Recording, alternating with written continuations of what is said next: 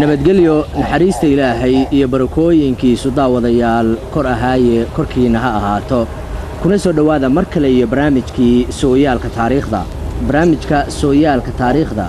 moogan waxaanu ku ifin doonaa sooyaalkii taariikheed ee warfaafinta Soomaaliya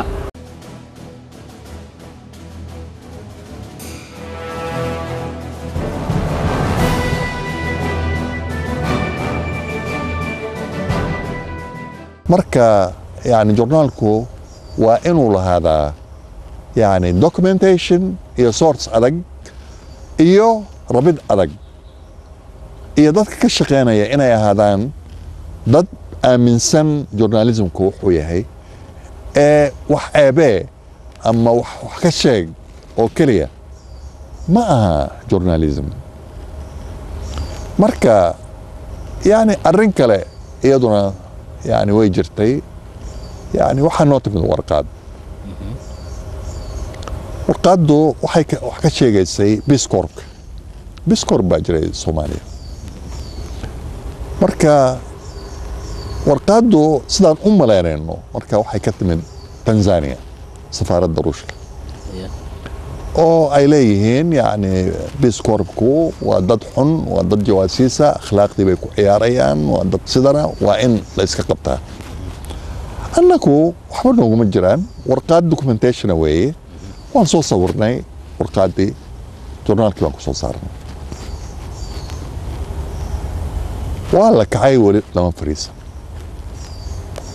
Voice of America waxay tiri journaal yar oo ka soo baxa Soomaaliya ayaa been abuur beenna ka sheegay dowladda Mareykanka iyo biskoorka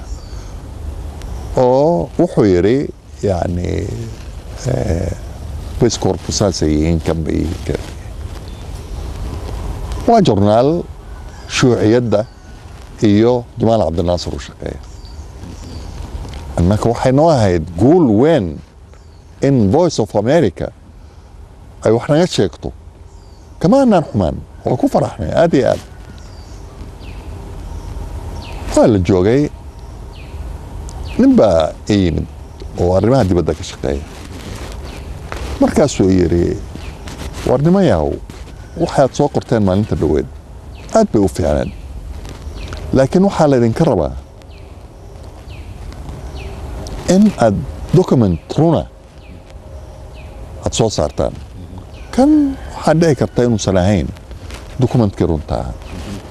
ee documentka runta ah wuxuu ku jiraa xafiiska prime ministerka oo markaa Cabdirasaaq Xaaji Xuseen waa inaad raadisaan documentkii baan raadinay si aan yeelnaba waa helnay waa soo sawirnay waa soo celinay jumcihii dambaa la yimid dowladdii Mareykankii erkaasuu isku shareeraya waxay yidhaaheen waxaan rabnaa inaan ku qabanno wasaaradda warfaafinta waxay ahayd shir si aan xaqiiqa waxay sheegtay u beenan waayahay marka allah u naxariistay waxaa wasiir warfaafinta ka ahaa Yuusuf Aadan Boogax aan maqalnay Yuusuf Aadan Boogax baan u nimid السلام عليكم وعليكم السلام أربوكا إنكم مريكا وشقيسان مس دولة وشقيسان ما دولة بانو شقينا دولة ما لحبنا ماتين ها وانا وما حنا يربطها حبين نكمربو لكن يعني وحنا ربنا مريكا نكون عدو حقبنا يو سفارة بولية سفارة دي ساكو قبطها كوبانا يو وحي لكن إنه كد جنن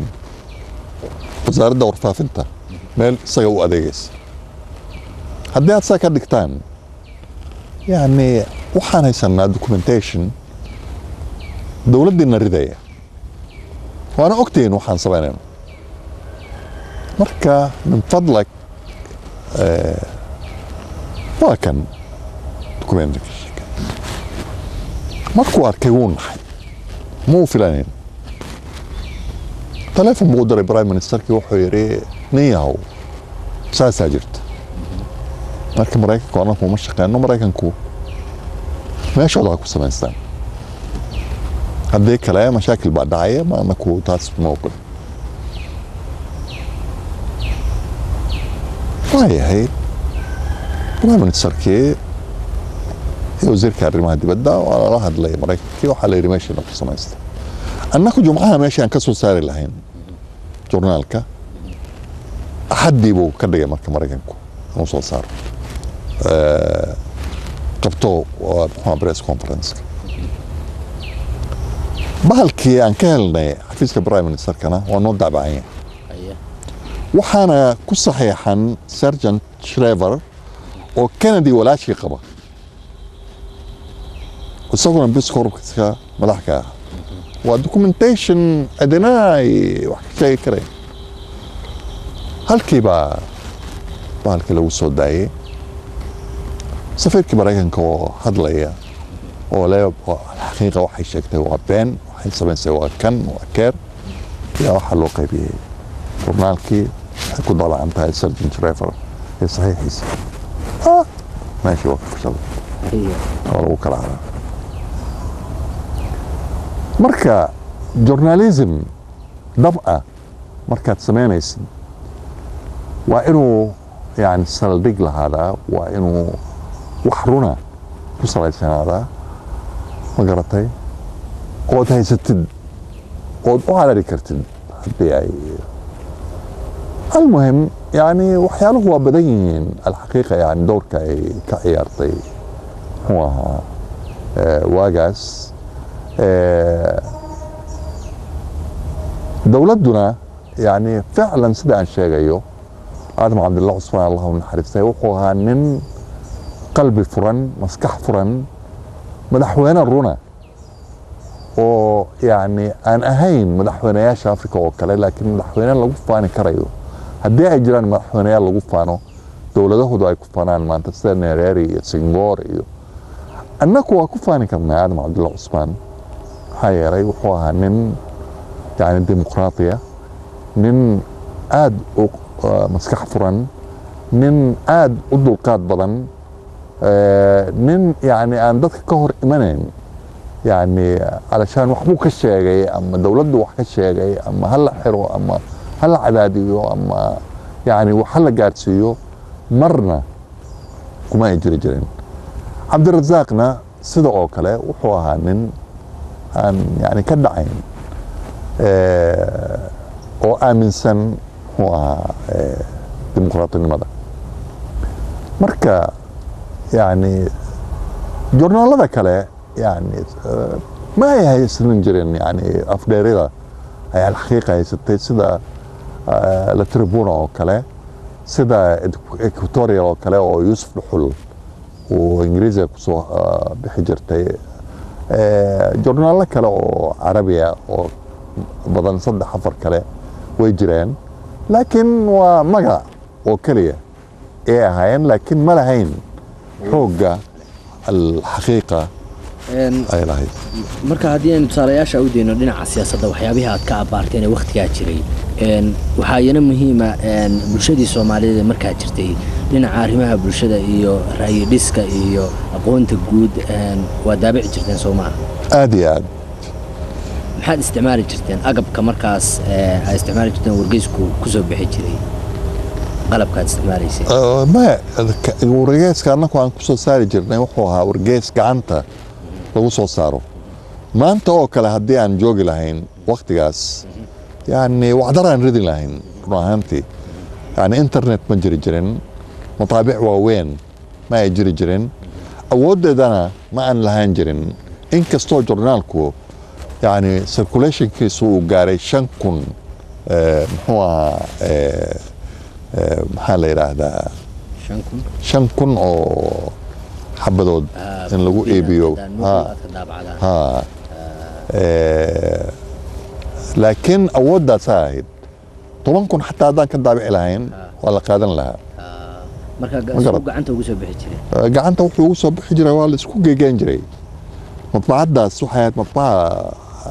yani aan ahayn madbacad casri ah laakiin qaradkaan rabno ilaa 60 waan ku soo saari jirnay journaalka وكفي يعني مثلا الشعب ونغسو horjeeday wana akhirkii iyadana xirnay maxaa yeelay nimankii ka shaqeynayay daldaloolkooda oo dhan baan ogeen marka waxaan nidhi waa niman yahow haddii aad saa ku wadaan wixiinana waa sheegaynaa oo waxaan idinka haynaa waxyaalo cad baktigaan idinka dhigan way ka carareen way joojiyeen waqtigaas markaa wargeyska alxaqiiqa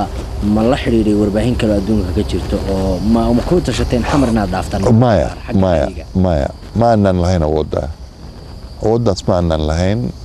isla markaana yani wacyigelinta dadkana yani tabiici waxay ahayd galbeed iyo bari ayaa loo kala qaybsanaa marka annaku waxaan u janjarnay dhinaca bariga badiya maxaa yeelay dad yani ficlan masar wax ku soo bartayna waan ahayn oo tawraddii jamaal cabdinaasir iyo waxyaaluhu samayn jiray iyo aaminsan oo non alignment countryga yani nehro iyo tito iyo sukarno iyo raggaasna ka dhiganaya muxuu ahaa tusaale yaanu ahayn marka dibadda inaan u baxno marka awood uma aanan lahayn ama dad kale aan la xiriirno laakiin sumcadda iyadu way dhaafsisnayd soomaaliya yani waa la koodgarayn jiray alxaqiiqa waxa ay soo saarto iyo aad baa loo taxgelin jiray dadweynuhuna aad buu ugu xirnaa alxaqiiqa sida runta yani waa la sugi jiray waa la dareen jiray waxay sheegto alxaqiiqa waa wax runa laakiin waxay sheegaan jurnaalada kale waxaa loo qaadan jiray wax iska maalayacni ah saasay ahayd markaa su-aasha u dambaysa alxaqiiqa aan kaa weydiinaya wargeyska markaad daabacdaan ee aad ugu tala gashaan soomaalidu akhrisanayso af carbeed buu ku qoran yahay dadkuna ma wada akhriyayaan marka waxaad ii sawiraysaa wargeyskii aad daabacdeen ee aad xalay oo dhan ku dhafayseen markuu gaadho dadkii say isu gaadhsiin jireen marka dadku waan idin sheegay muxuu ahaa min afaridoodka ilaa meesha matbaacadda saf bay ugu jiri jireen waxaad arkaysaa nin odaya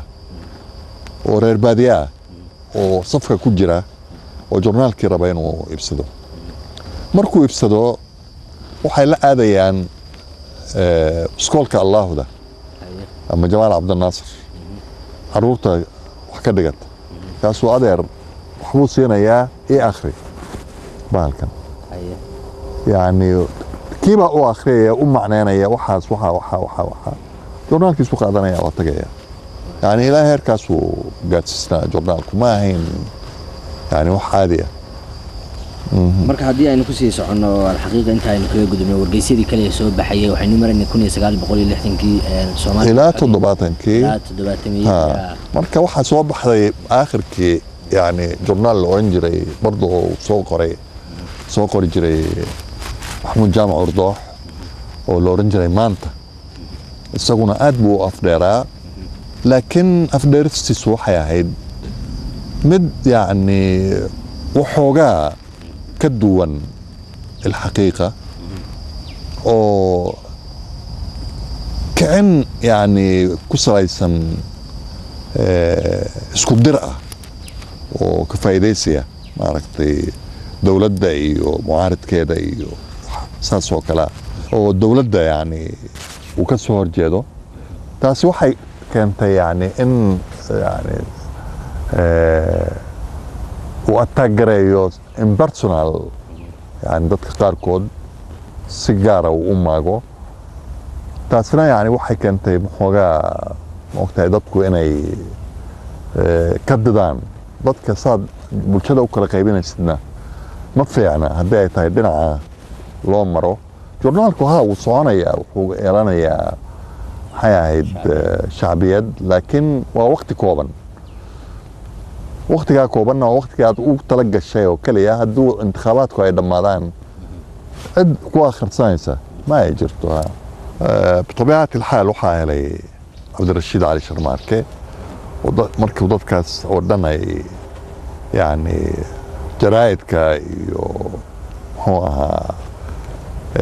ay la jireen dadkuna waa sheed falanto yani markii qofku ay aaminsan yihiin in yani si gaara looga adkaaday ama yani way la jirayaan markii uu intikhabaad galo ama waxa iyo gacan bay siinayaan adduunyada oo dhan bay ka dhacdaa laakiin waxa la yaab kale oo muxuu ahaa xusid mudan markii cabdirashiid uu helay isaga oo weli barlamaankii jooga aadam inuu taleefonka intuu qabsaday uu hambalyeeyey oo sida muxuu ahaa afrika ka dhacda ama dalalka qaarkood ay ka dhacdo oo la yidhaha waa lagu shubtay iyo hala tiriyo iyo dib ha loogu noqdo iyo midna ma dhihin wuxuu yidhi waad guulaysatay ilaahay garabkaaga ha galo waana kugu hambalyeynayaa maca salaama marka aadam yani waxyaalaha soomaalidu ayna u fiirsan ama ayna u taxgelin waxa weeye waa dimuqraadinimadiisa iyo dulqaadkiisa iyo ikhlaaskiisa iyo soomaali jaceylkiisa ayay ka mid tahay oo dadku si fiican ayna u baran amana u aqoon marka cabdirashiid maxamed ibraahim cigaal buu keenay maxamed ibraahim cigaal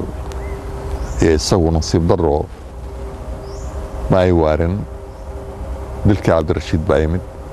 cigaal waa maqnaa markuu yimidna yani afartii bari la joogay waa kii uu gacaanku ama inqilaabku u dhashay marka saa daraaddeed ayaa muxuu ahaa la oran karaa yani waxyaalaha xusida mudan intii cahdigii dimuqraadinimadu ay jirtay yani wuxuu casri dahabiya oo jurnaaladu ay mareen heer sare xurriyadna ay lahaayeen istiqlaalna ay qaateen nimanka warfidayaankana ay soo baxeen soo shaabaxeen iyaga oo nin keliya aan xusuusto oo la xirin ama la oran la cadaadin ama wax la gaadhsiin yani wax lagu faano cahdigaas ayaan soo marnay aad iyo aad aan yani u taxgelinayno طبيعي waxyaalo fiican oo cahdigaas uu sameeyey anagu xusin way jiraan oo sida matalan yani boosaruusadii oo cabdirasaaq uu sameeyey oo kale oo ahayd yani tallaabo aad iyo aad u fiican oo loo baahnaa in yani